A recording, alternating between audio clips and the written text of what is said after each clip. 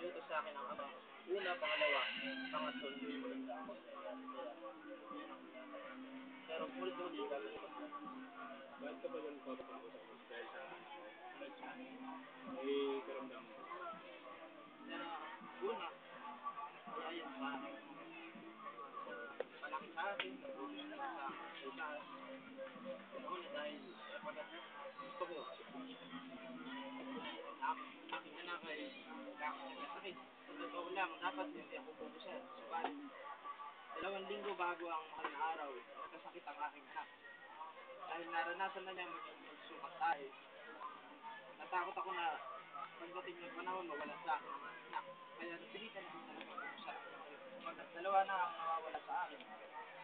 Ang lolo ko, dapat 5 taon ang nakararaan, unang taon na magpapakita sa akin ang mahal ko Santo Cristo, mukha ko ang nakalagay sa krus. Hindi ako gumanap na matay ang aking lolo. Pangalawang taon, hindi pa ako nag-iisang taon ng lolo ko. Yun din ang panaginip sa akin ng mahal ko Santa Cruz, mukha ko rin ang nakalagay. Hindi rin ako gumanap. 11 buwan mamatay ang lolo ko, sumunod ang lola ko. Kaya sa pangatlong pagkakataon, ayoko na tumanggi sa ganitong gawain, inaalala ko pa ako. Tingin mo sa pagkabali ng classification ba ito na posible mawala ka na?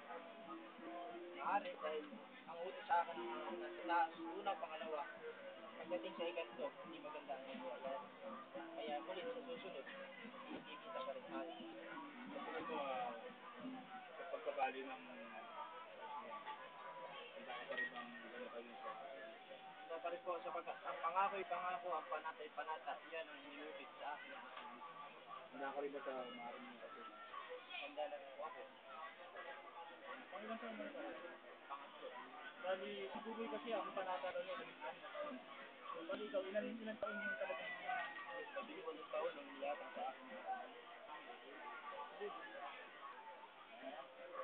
Isahin mo lang sa isahin mo sa Nagpapasalamat sa manulikha, kahit pa paano pinakabusan, pero hindi sa ganitong pagkakataon, ako'y kanyang masusubukan. Gaganap at gaganap sa sarili kong ulit.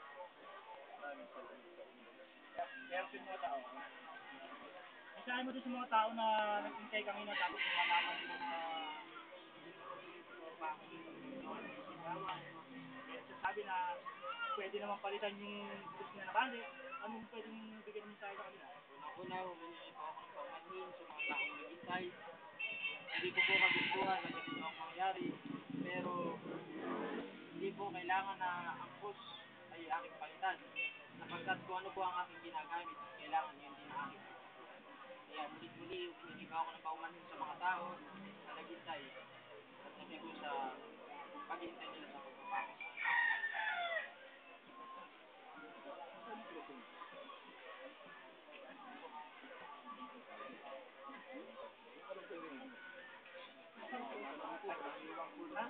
Naiwan daw sa bisita.